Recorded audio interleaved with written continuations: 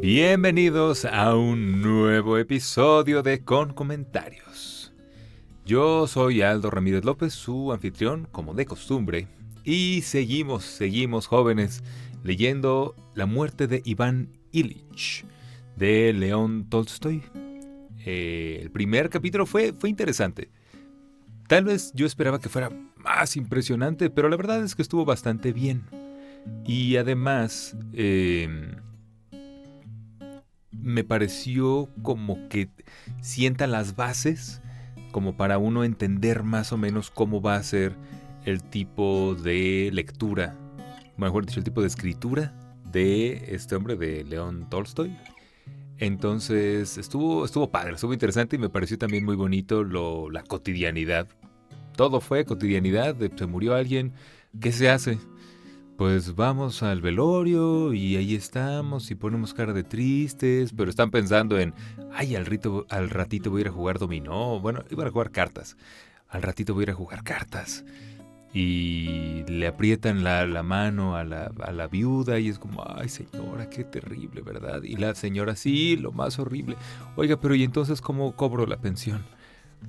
O sea, creo que te refleja una realidad muy clara y muy interesante de lo que es aquí y en China, pues la muerte de alguien cercano. Entonces, muy interesante, temas raros, voy a decir, pero padres que está tocando León Tolstoy. Y hoy vamos a seguir. Este es el capítulo 2, yo creo que van a ser más o menos 5 en total. Y venga, nos lo echamos. La historia de la vida de Iván Ilich no podía ser más corriente, más vulgar, ni más terrible. ¡Wow!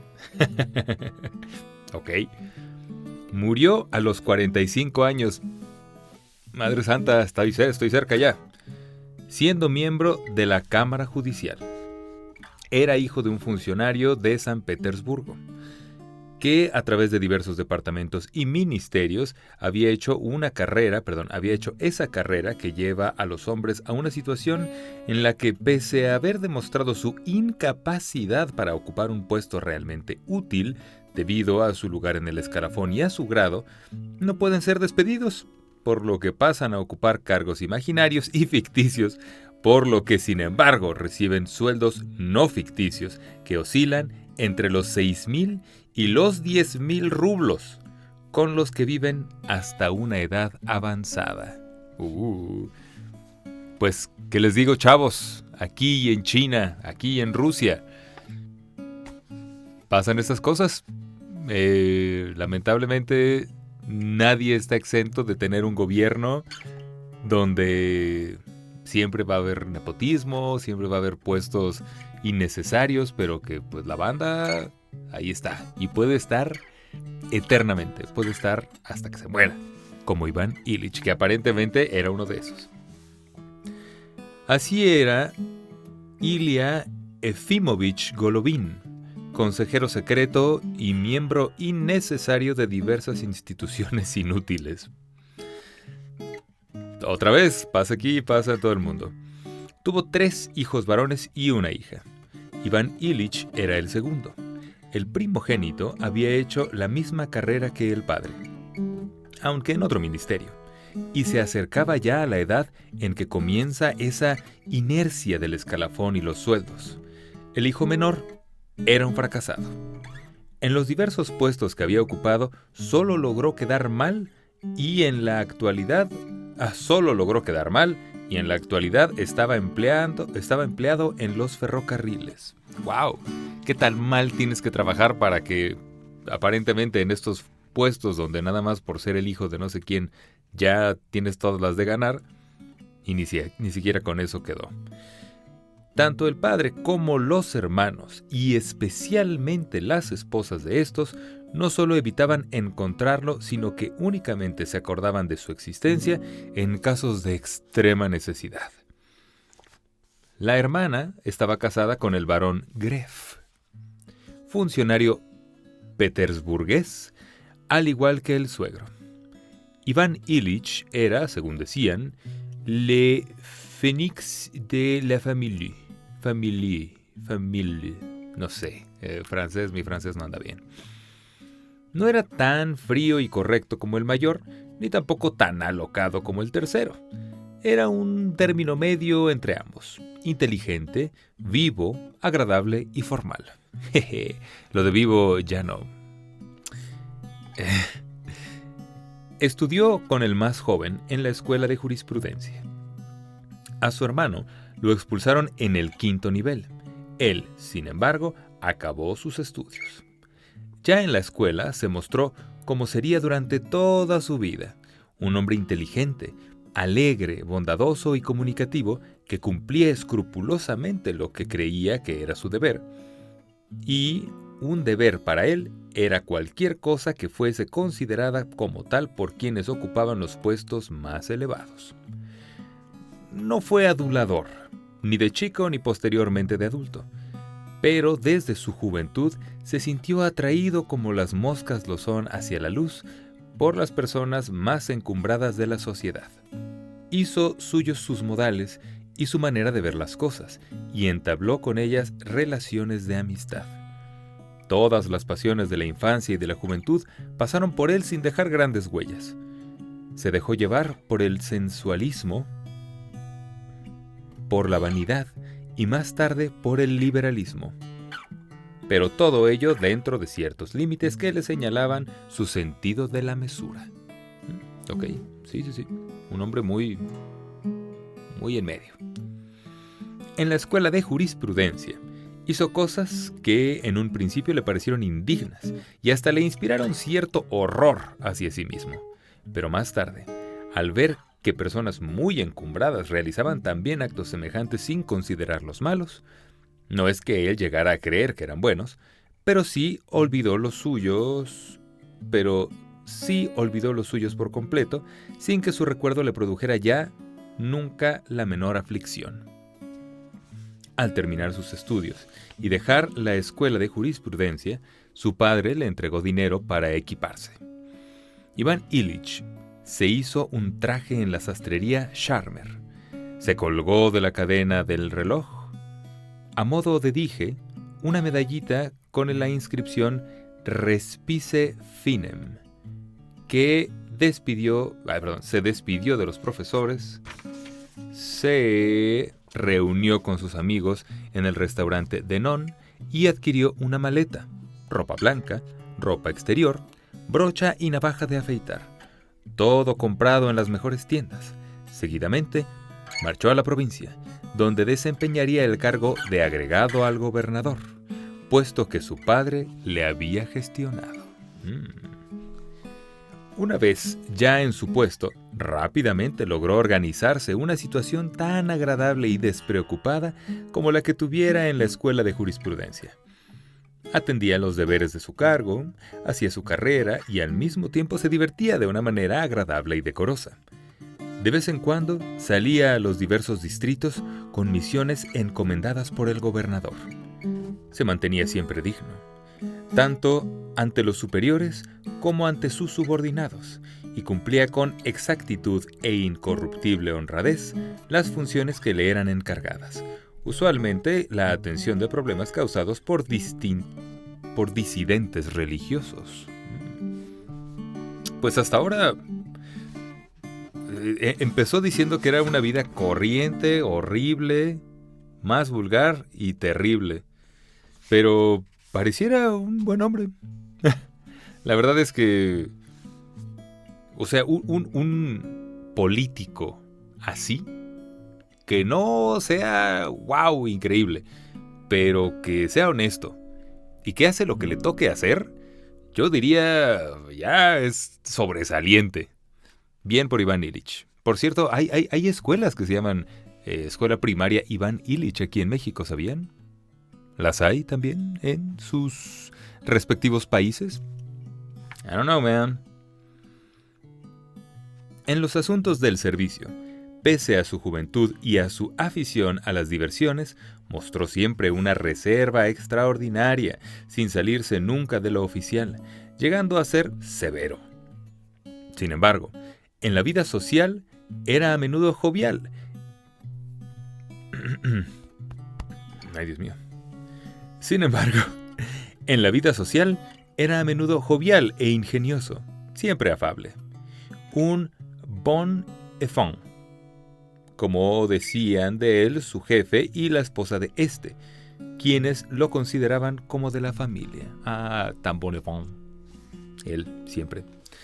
Sostenía relaciones íntimas con una señora que se había aficionado a él y trataba también a una modistilla. Corría juergas con los oficiales de la Guardia Imperial que se hallaban de paso, y algunas veces después de la cena visitaba ciertas casas de las afueras. Efectuó pequeños servicios privados a su jefe e incluso a la esposa de su jefe, pero todo ello tan dentro de las convivencias que era imposible calificarlo con palabras desagradables. No rebasaba el marco de la expresión francesa, tanto francés, Dios mío, y yo tan ignorante del mismo. No rebasaba el marco de la expresión francesa, il faut que jeunesse se passe. Il faut que jeunesse se passe. Claramente. Todo ello se hacía con las manos limpias, con camisas limpias y en francés, y sobre todo dentro de las esferas más elevadas de la sociedad, y por lo tanto con la aprobación de los personajes más encumbrados. Así transcurrieron los 5 primeros años de servicio de Iván Ilich, hasta que súbitamente hubo un cambio. Por fin. Surgieron nuevas instituciones para las que se necesitaban hombres severos. E Iván Ilich fue uno de ellos. Se le ofreció el cargo de juez de instrucción, e Iván Ilich lo aceptó, pese a que ello le obligaba a trasladarse a otra provincia, a abandonar las relaciones ya establecidas y a buscar otras nuevas. Los amigos que se reunieron para despedirlo se sacaron una foto de grupo y le regalaron una cigarrera de plata. Iván Ilich marchó a ocupar su nuevo destino. Permítanme porque me muero de la C, me da mucha C. Perdón. Su nuevo destino. En su calidad de juez de instrucción, Iván Ilich fue en todo comme il faut. Comme il faut. Dios mío, este francés. Guardó siempre el decoro. Supo distinguir entre las obligaciones del cargo y la vida privada. Y despertó la estimación general, al igual que antes hizo como agregado del gobernador de la otra provincia. El propio cargo de juez de instrucción le ofrecía un campo de acción mucho más interesante y atractivo. En su puesto anterior, le resultaba desagradable pasar con desenvoltura, vestido con un traje de la sastrería Charmer, por delante de quienes estaban esperando ser recibidos por el gobernador y ante los miembros del servicio que le envidiaban al verle entrar al despacho del jefe y sentarse con él a la mesa para tomar una taza de té y fumar un cigarrillo. Pero eran pocos los que despedían directamente de su arbitrio. Lo estoy regando. Pero eran pocos los que dependían directamente de su arbitrio. Los comisarios de policía rural, cuando se le enviaba alguna misión, y los disidentes religiosos. A él le gustaba tratar afablemente, casi como a iguales, a aquellas personas que dependían de él. Le agradaba dar a entender que él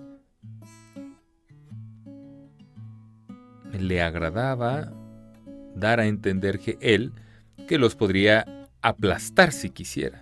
Los trataba, sin embargo, amistosamente, con sencillez. Perrillo. O sea, muy buena onda, pero desde arriba. Sí, claro que sí, amigo. Pero las misiones que le encomendaban no eran muchas, y aquellas personas que trataba así eran por ello... ¿Qué eran? ¿Eran por ello qué? Pocas. No era lo que esperaba. Sin embargo, ahora, como juez de instrucción, Iván Ilich sentía que todos, absolutamente todos, hasta las personas de mejor posición, más satisfechas de sí mismas, estaban en sus manos, y que solo con escribir algunas palabras en un papel timbrado era suficiente para que el hombre importante y satisfecho de sí mismo tuviera que comparecer ante él en calidad de testigo o de acusado, y que si él no le invitaba a tomar asiento, debería permanecer en pie ante él contestando a sus preguntas. Sí, medio enfermito de poder el Iván Ilich. Ajá, como que te lo pintan al principio como muy, muy atento y muy buena onda y todo el rollo, pero pues sí, no era un santo. Sí tenía sus cosillas. Entonces aquí ya siento que ya empieza a ser como más enfermo de poder.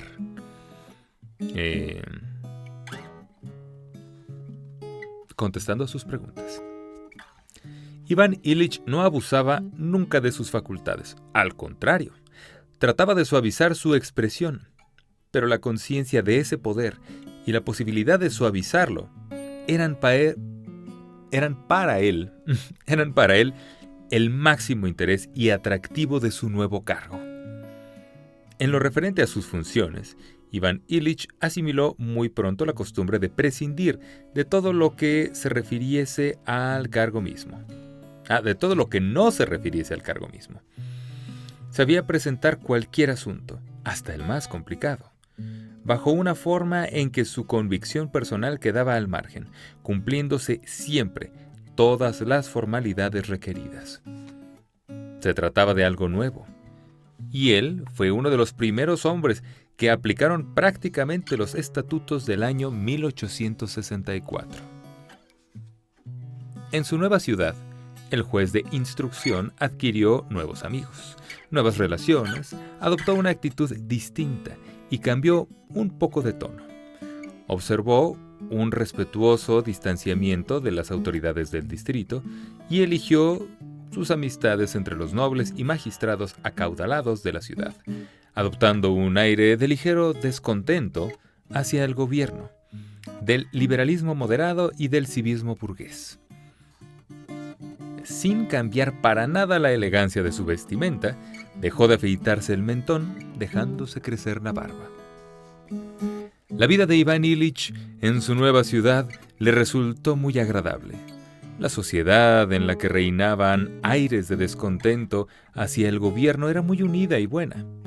Su sueldo era mayor, y a los placeres de la vida se sumó entonces el whist, al que Iván Ilich empezó entonces a jugar, que es el mismo juego que se mencionó en el capítulo anterior, juego de cartas. Lo hacía con un espíritu alegre, captando con rapidez todas las sutilezas del juego, de manera que casi siempre ganaba. A los 2 años de vivir en su nueva ciudad, Iván Ilich conoció a la que sería más tarde su esposa. Praskovia Fyodorovna Michel era la muchacha más atractiva e inteligente de la sociedad frecuentada por el juez de instrucción. Entre otras diversiones que le permitían descansar de sus responsabilidades como juez de instrucción, Iván Ilich estableció unas relaciones joviales y agradables con Praskovia Fyodorovna. Por cierto, esto de asunto de Fyodorovna lo descubrí hace poco. Tiene que ver con cómo se forman los apellidos, con estas relaciones de parentesco. Entonces, Fyodorovna significa hija de Fyodor, como en los apellidos en español, por ejemplo. Ramírez, como yo, es hijo de Ramiro, o López es hijo de Lope. Y aquí entonces se usa Fyodorovna o Fyodorovich, creo que es para los hombres. ¿Qué tal? Trayéndole siempre el dato duro, dato bueno. Continuaré. Siendo agregado al gobernador y oficial de misiones especiales, había bailado mucho. Ahora, como juez de instrucción, lo hacía solo ocasionalmente, y más bien para demostrar que pese a su cargo, cuando se trataba de bailar, podía sobresalir como en cualquier otro campo. Así, en algunas veladas bailaba con Praskovia Fyodorovna, y fue durante esos bailes cuando precisamente la conquistó. El baile es todo un asunto, ¿eh? Tengo un amigo, probablemente nunca veas esto, amigo Eric, pero tengo un amigo muy fan de la salsa y recientemente estaba pensando que el baile en general es como... ¿Cómo llamarlo? Como que te permite olvidar las diferencias entre todo mundo. Creo que tal vez sería muy democrático, igualitario tal vez, porque cuando bailas con alguien no importa sexo, posición social, raza ni nada, bailas y hay un cierto entendimiento que va mucho más allá de las palabras. Y siento que está muy padre eso. Debería practicar más el baile, yo lo sé. Eric, lo lamento, en algún momento te juro que sí voy a clases de salsa.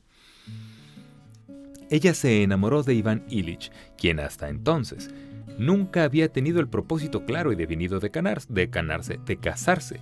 Sin embargo, llegado el momento, se preguntó: ¿y por qué no he de casarme? ¿Cómo por qué? Praskovia Fyodorovna era bien parecida, pertenecía a una buena familia y disponía de una pequeña dote. Iván Ilich habría podido aspirar a un partido más brillante, pero este tampoco era malo. Él disponía de su sueldo y pensaba que la novia aportaría otro tanto. Emparentaría con una buena familia y ella era agradable, bonita y de excelentes costumbres. Decir que Iván Ilich se casó con su novia porque estaba enamorado y porque había encontrado en ella la misma visión sobre la vida que él tenía sería tan injusto como decir que lo hizo porque las gentes de elevada posición lo encontraban razonable. ¡Wow! ¡Wow! O sea, es que sí, este vato sí es como hiperpromedio.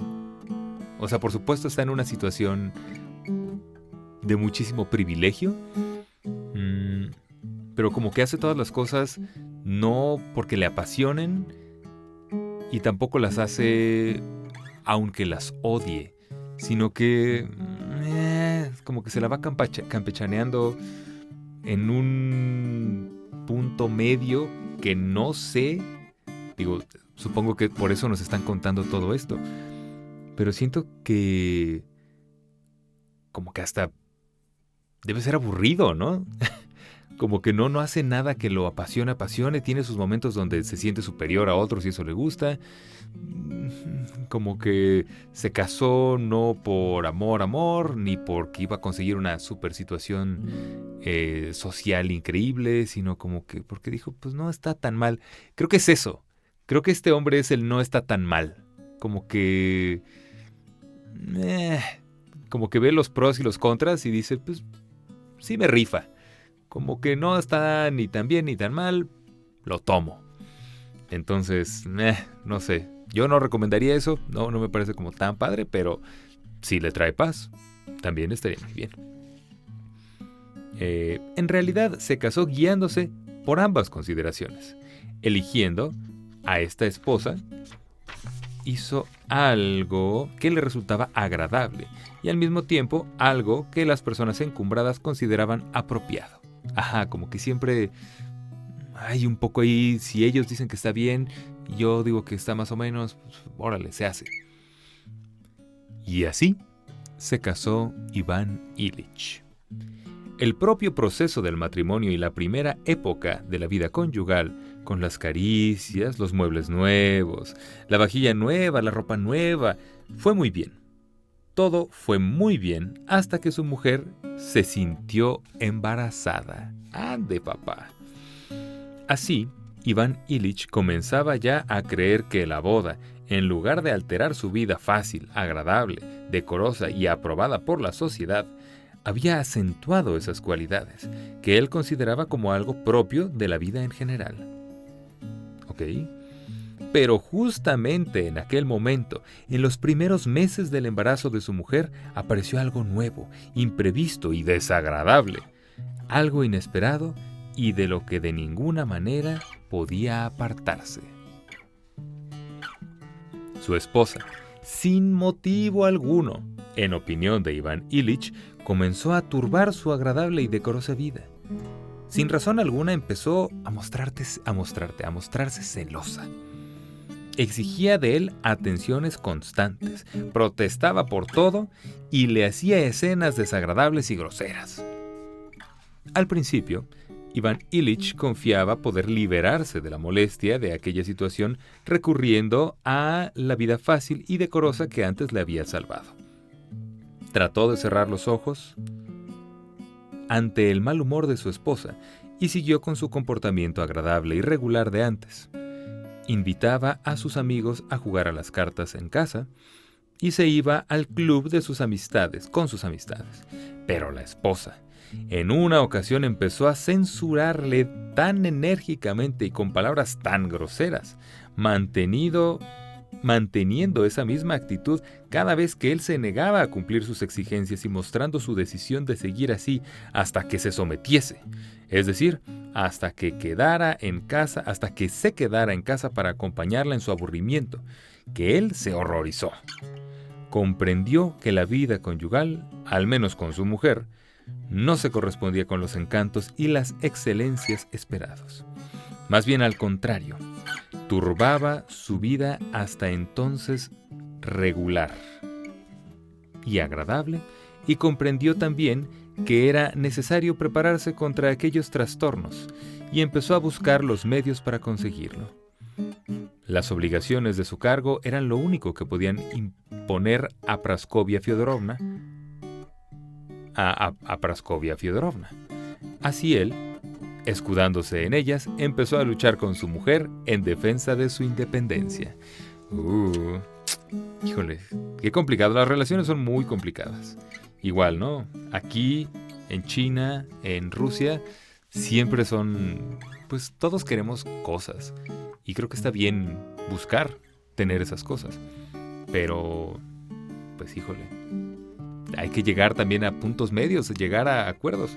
Y creo que aquí estaba muy difícil. Con el nacimiento de la niña, las tentativas de darle el pecho, los subsiguientes fracasos, las dolencias reales o imaginarias de la madre y de la hija, en las que se exigía que Iván Ilich tomara parte, pero de las cuales nada comprendía, se le hizo todavía más imperiosa la necesidad de conservar un mundo al margen de su familia. ¡Ay! ¡Qué bueno! ¿Ustedes qué opinan? Yo creo que sí, no está del todo mal eso. O sea, creo que sí podría haber como cosas muy, muy gachas dentro de este rollo, como mentirle a tu pareja de, ay, es que tengo que trabajar y al final irte con tus amigos. Pero creo que sí está bien, o sea, la vida familiar creo que es parte de la existencia, ¿no? De el esposo y la esposa. Pero creo que está bien que sí tengan otros círculos. No tenerlos creo que es justo la clave para el desastre. Entonces, no sé, ¿ustedes qué piensan? ¿Están casados? Y si sí, ¿son como Iván Ilich? ¿O como Fyodorovna? ¿Cómo se llamaba? ¿Praskovia Fyodorovna? Ojalá que no. Y denle espacio a sus parejas. Ahora sí. A medida que aumentaban las exigencias y la irritabilidad de la esposa, él se fue refugiando cada vez más en el servicio. Su profesión le fue pareciendo cada vez más agradable y se fue haciendo más ambicioso. Muy pronto, apenas un año después de la boda, Iván Ilich comprendió que la vida conyugal, si bien ofrecía algunas comodidades, era en esencia un asunto muy complicado y difícil, en relación con el cual, para cumplir con su deber, es decir, para mantener una vida decorosa y aprobada por la sociedad, era necesario adoptar una actitud determinada, al igual que ocurría con su cargo. Ay, también eso, o sea, ver el matrimonio como un trabajo, como que tampoco está tan padre, ¿no?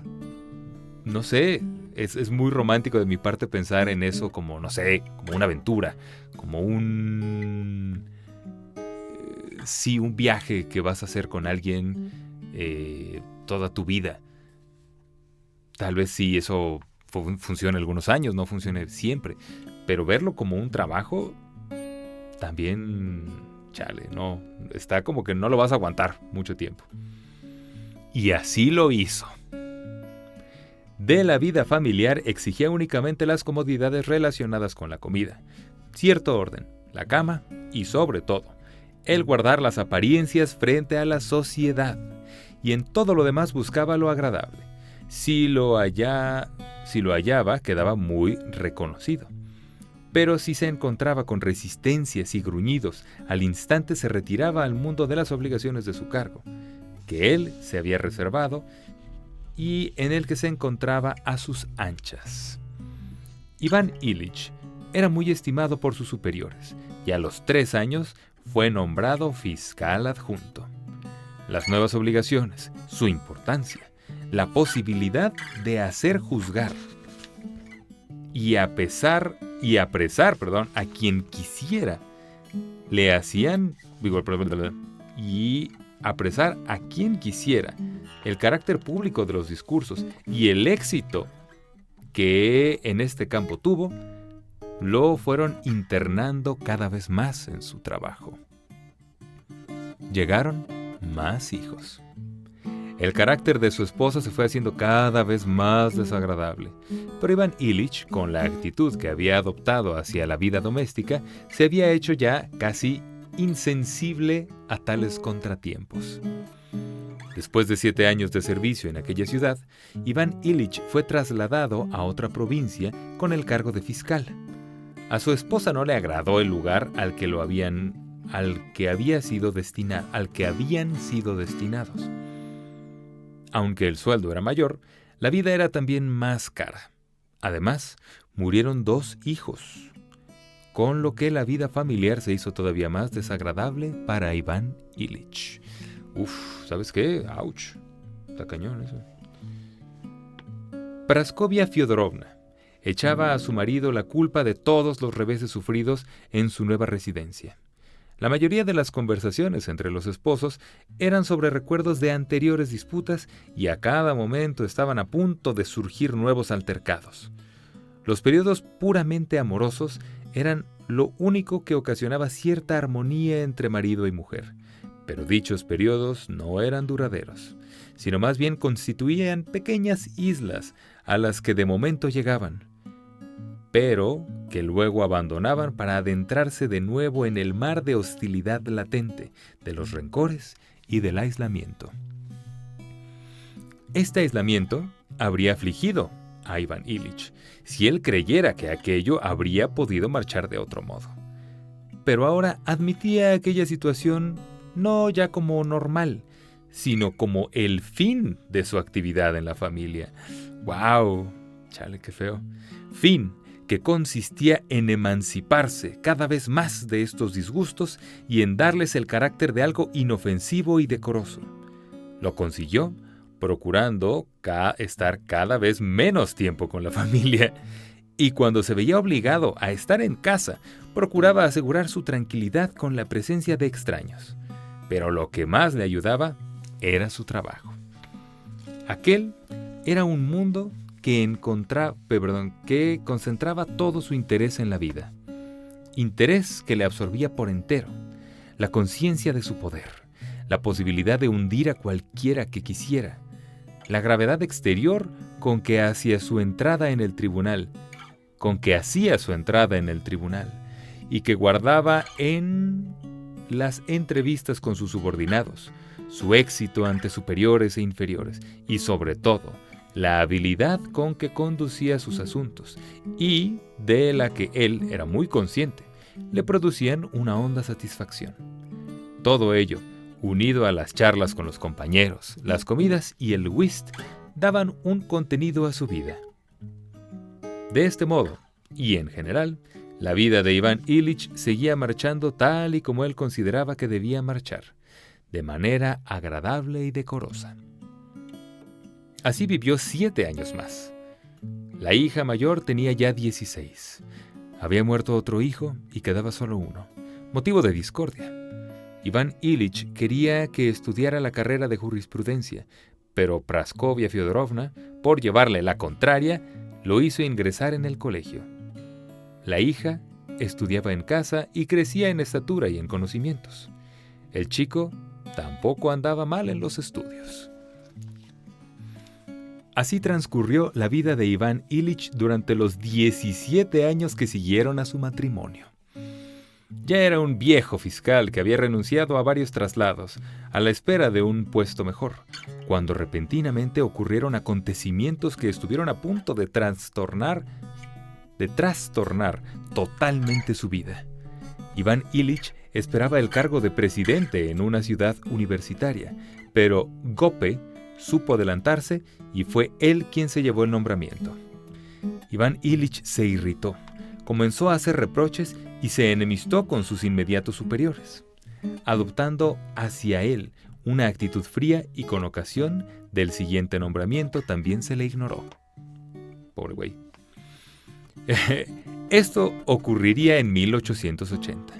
Fue el año más difícil de la vida de Iván Ilich, pues al mismo tiempo se dio cuenta de que el sueldo no le alcanzaba para mantener su nivel de vida. Además, todos le habían olvidado, lo que a él le parecía la mayor de las injusticias hacia su persona. Los demás lo tomaban como algo casi natural. Ni siquiera su padre se consideró en la obligación de ayudarle. Sentía que todos le habían abandonado, considerando que su situación, con 3.500 rublos de sueldo, era completamente normal y hasta envidiable.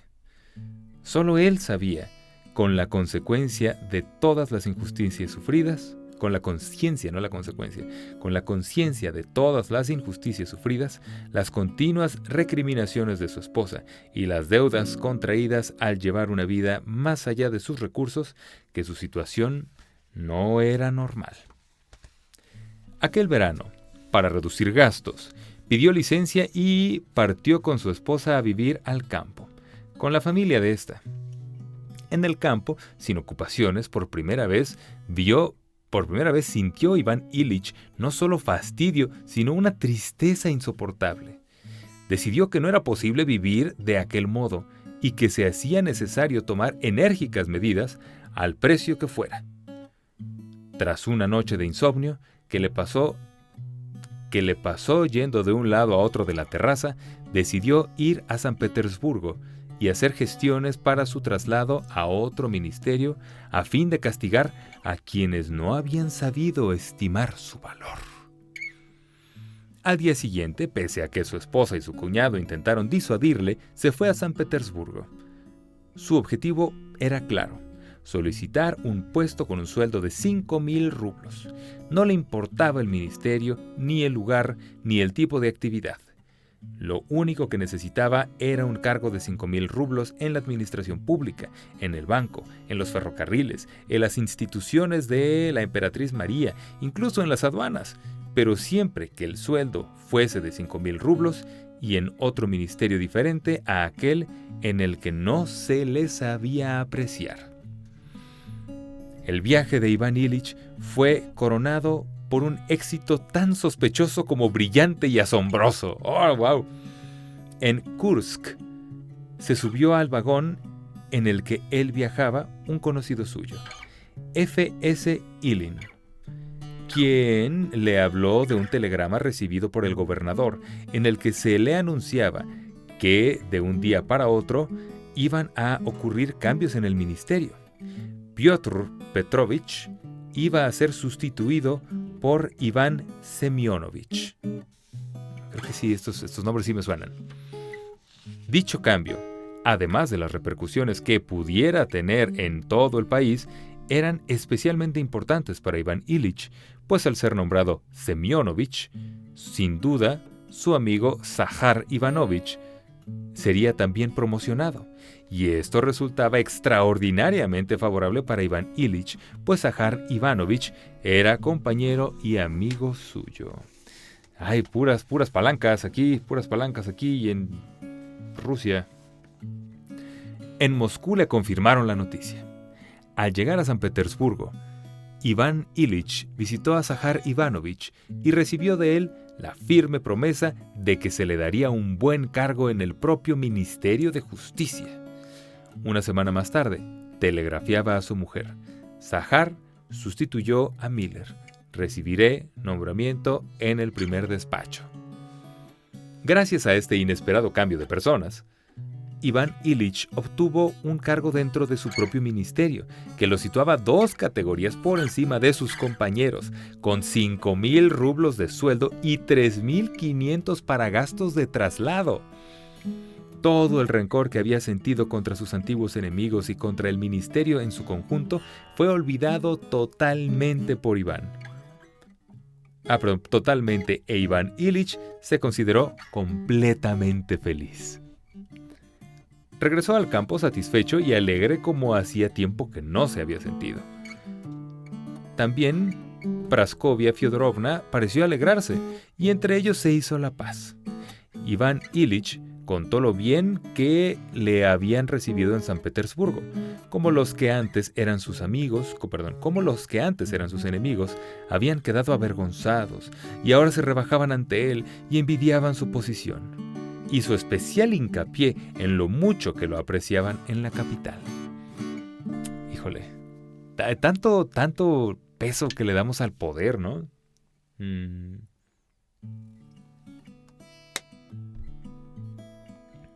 Entiendo que es importante sentirnos apreciados y saber que nuestro trabajo tiene un sentido. Pero este rollo del poder, que es una cosa que pasa en todas las culturas, en todos los momentos, en todas las sociedades, siento que sí. ¿Por qué será? ¿Por qué nos gusta tanto? No lo sé. Praskovia Fyodorovna le escuchó haciendo como si lo creyera todo.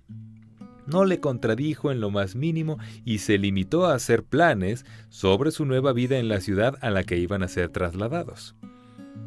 Iván Ilich advirtió satisfecho que estos planes coincidían con los suyos, que de nuevo tenían puntos comunes y que después de tantos tropiezos su vida volvía a adquirir el carácter que le era propio, una vida alegre, agradable y decorosa.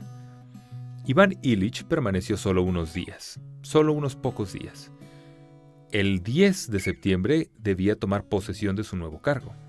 Además, necesitaba cierto tiempo para instalarse en la nueva ciudad, hacer el traslado de la casa, comprar y encargar muchas cosas.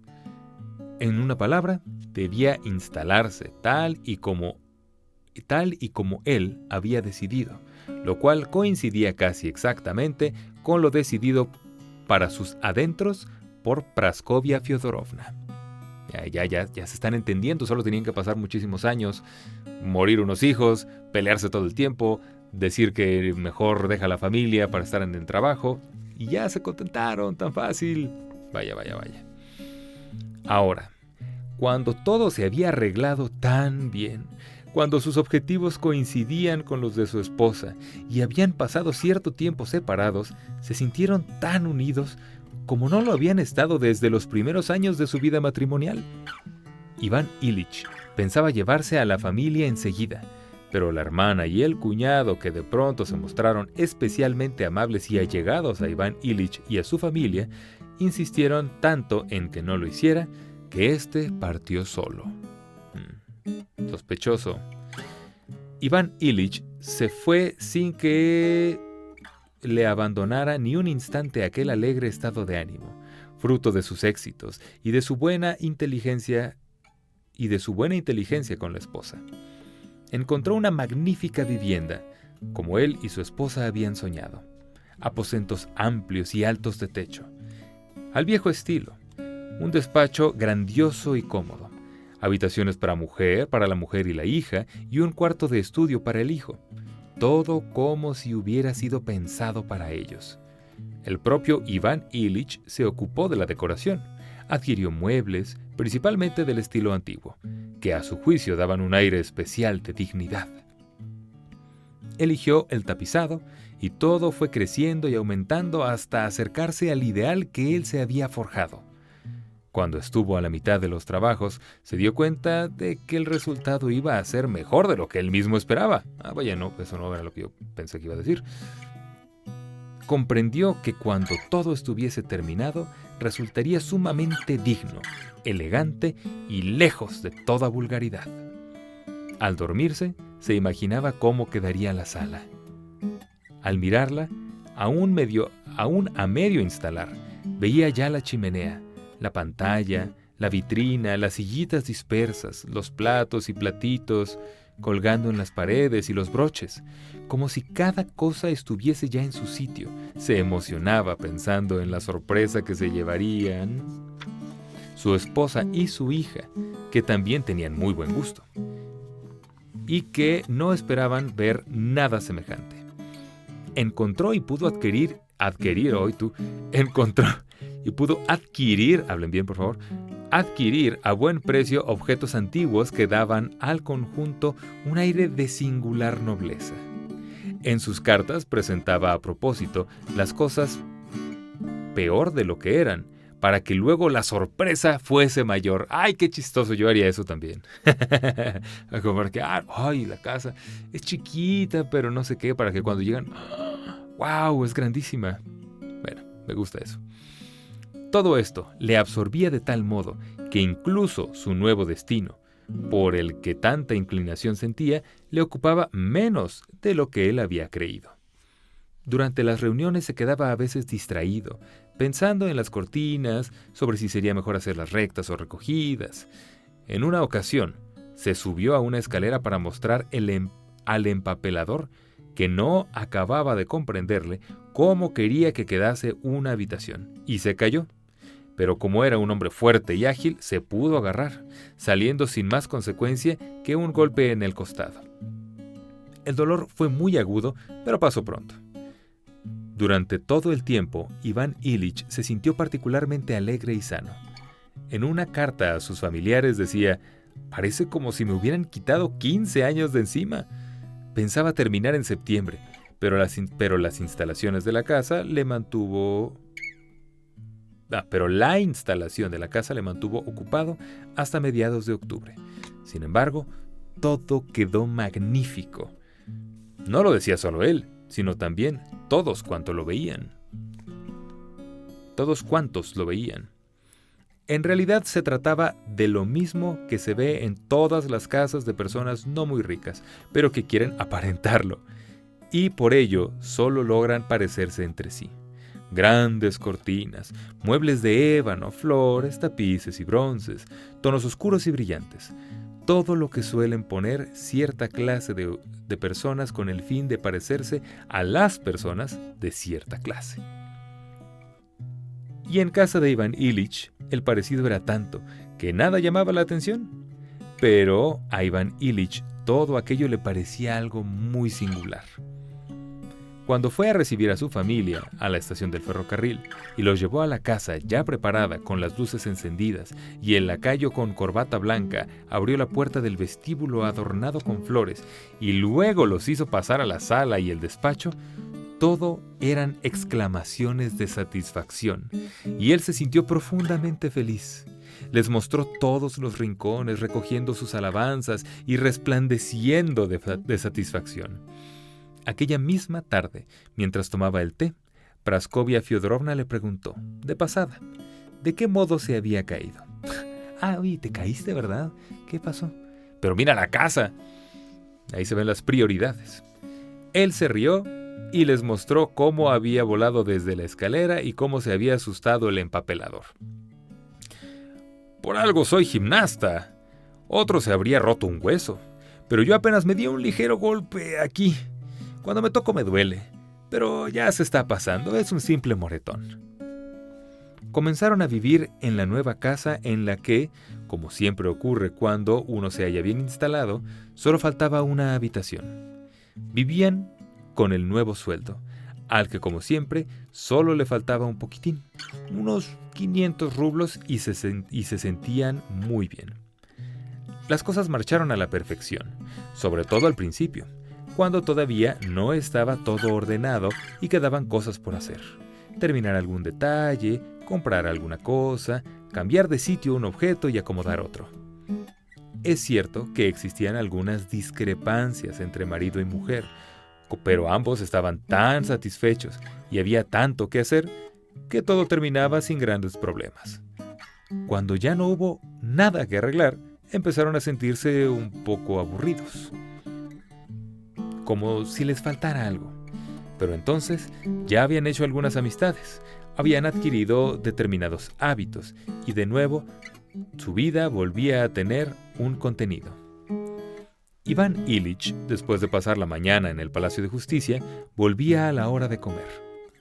Al principio su estado de ánimo era bueno, si bien algunas veces sufría a causa de la vivienda. Cualquier mancha en el mantel, en el tapizado de los muebles o en un cordón de cortinas roto, eran cosas que le irritaban. Había trabajado tanto en la instalación que el menor desperfecto le dolía, pero en general su vida transcurría tal y como según él debía transcurrir la vida. ¿Cómo es? ¿Cómo es mi gente? Ya se la saben. De modo alegre, feliz y decoroso. De manera fácil, agradable y decorosa. Estuve muy cerca, muy muy cerca. Se levantaba a las 9, tomaba una taza de café, leía el periódico, se ponía el uniforme de media gala y se iba al Palacio de Justicia. Ahí era un engranaje más en la rueda del trabajo. Gentes que llegaban con distintas peticiones, oficios que llegaban a la oficina, la propia oficina, las sesiones públicas y administrativas. De todo ello sabía excluir la crudeza que altera el curso regular de los asuntos judiciales, porque allí no se podían admitir otras relaciones que las oficiales. Tanto el motivo de las relaciones como las relaciones mismas solo podían ser oficiales. Por ejemplo, se presenta un individuo que desea enterarse de alguna cosa. Iván Ilich, como persona, no puede relacionarse con tal individuo, salvo que exista alguna relación entre dicho individuo y el cargo desempeñado por Iván Ilich, relación que puede expresarse en un papel timbrado. Entonces, Iván Ilich hará, dentro de sus límites, cuando sea posible, observando a la vez una actitud cordial y cortés. Mas cuando la comunicación oficial ha concluido, todo ha acabado al mismo tiempo. Iván Ilich era un virtuoso en el arte de separar lo oficial, evitando que se mezclara con la vida real. Qué interesante manejarlo como eso es oficial y esto es vida real. Lo demás es invento, pero esto es vida real. Su perfección era tal que en ocasiones bromeando se permitía confundir ambas cosas. Se lo permitía porque se sabía con fuerzas para separar lo oficial de lo humano en cualquier momento que fuera necesario. Lo oficial y lo humano ahora es. En Iván Ilich, esto resultaba no solo fácil, agradable y decoroso, sino también artístico. Bueno, tal vez sí está viviendo la vida que quiere este vato. Yo como que lo critico, pero ¿y si así le funciona? Si esa es la vida agradable, fácil y decorosa que quiere, pues ¿quién soy yo, verdad, para decir que está bien o que está mal? Durante los descansos fumaba, tomaba té, conversaba un poco sobre política, otro poco sobre temas generales, algo sobre cartas y mucho sobre nombramientos y traslados. Regresaba a casa fatigado, pero con la sensación del virtuoso que ha ejecutado perfectamente su partitura, siendo uno de los primeros violines de la orquesta. En casa, la hija y la madre habían ido a algún lado o tenían alguna visita.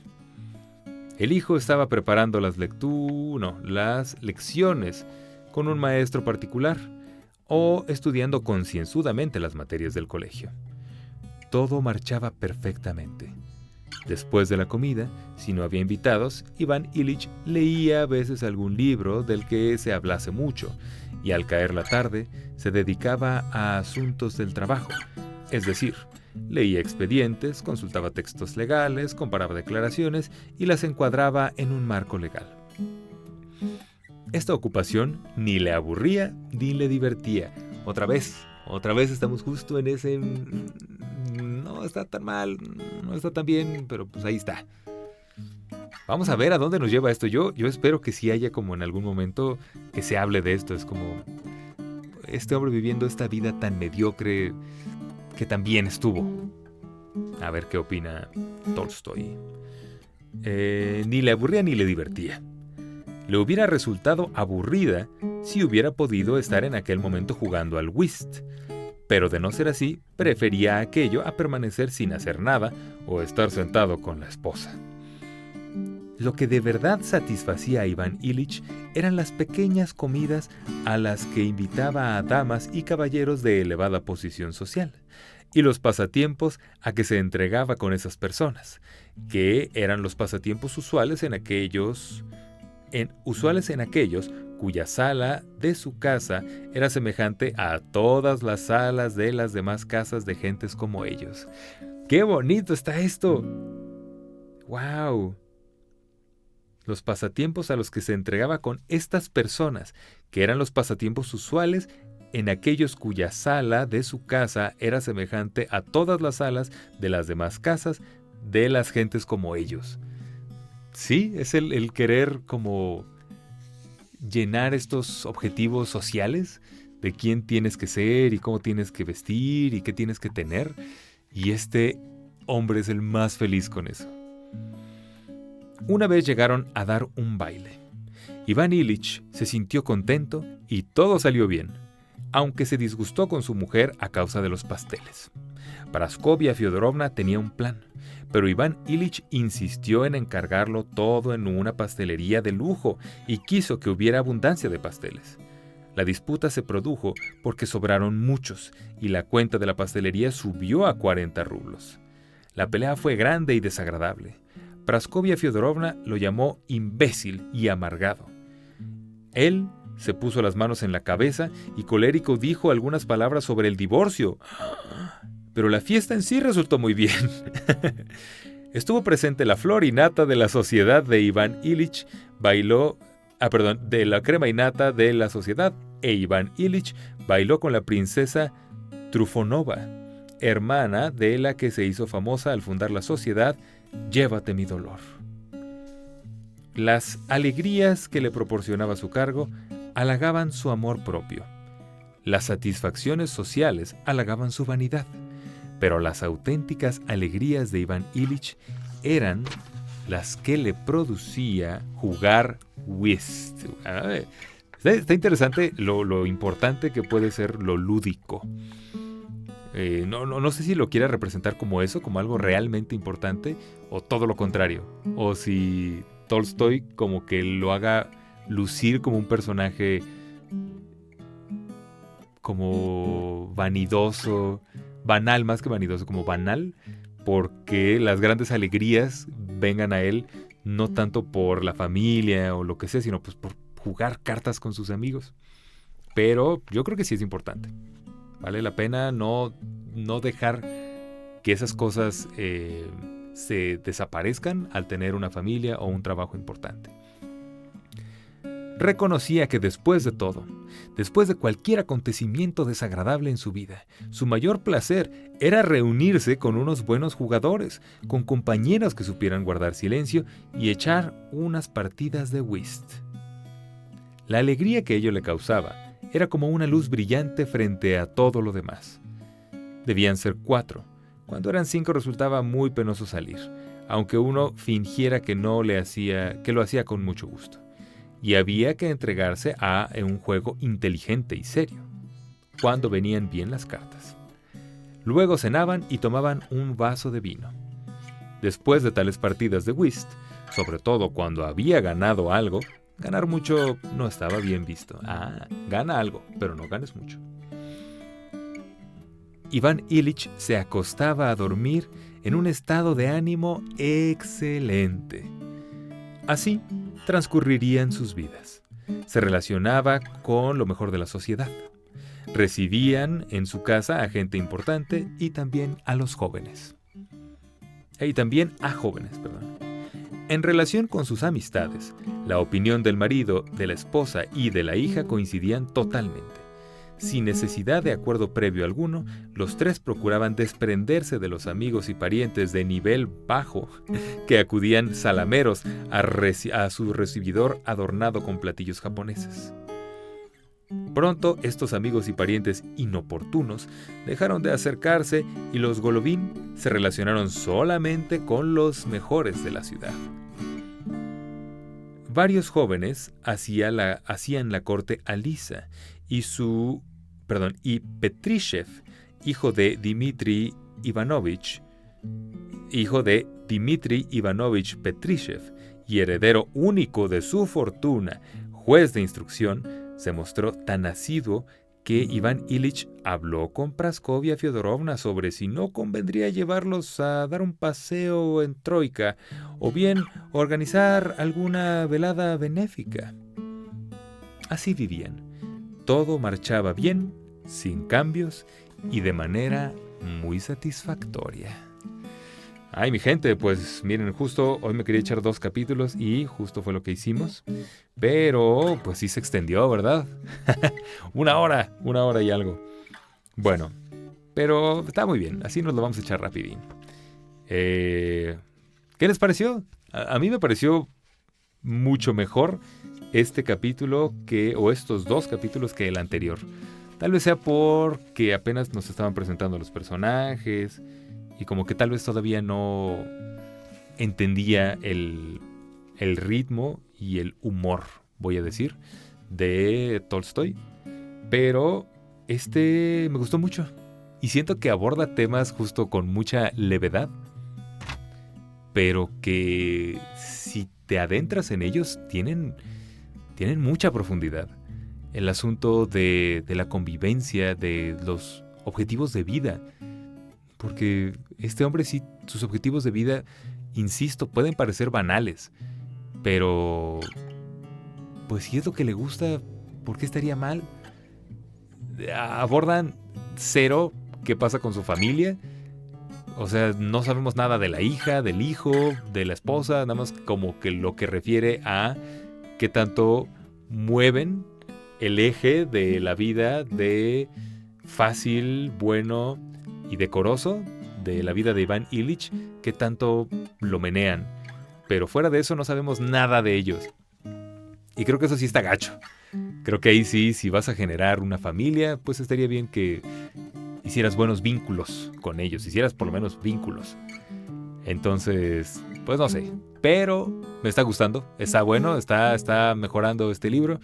¿Y qué creen? ¿Qué creen, mi gente? Ya vamos 1 hora y bastantes. Entonces, 1 hora y 4 me aparece aquí. Entonces, aquí lo vamos a dejar. Cuídense mucho, por favor. Nos andamos viendo la siguiente. Yo creo que la siguiente semana subo otro video. Y mientras tanto, nada. Se despide de ustedes Aldo Ramírez López. Los quiero mucho a todos, ya se la saben. Y bye bye, cuídense mucho. Bye. Saldré.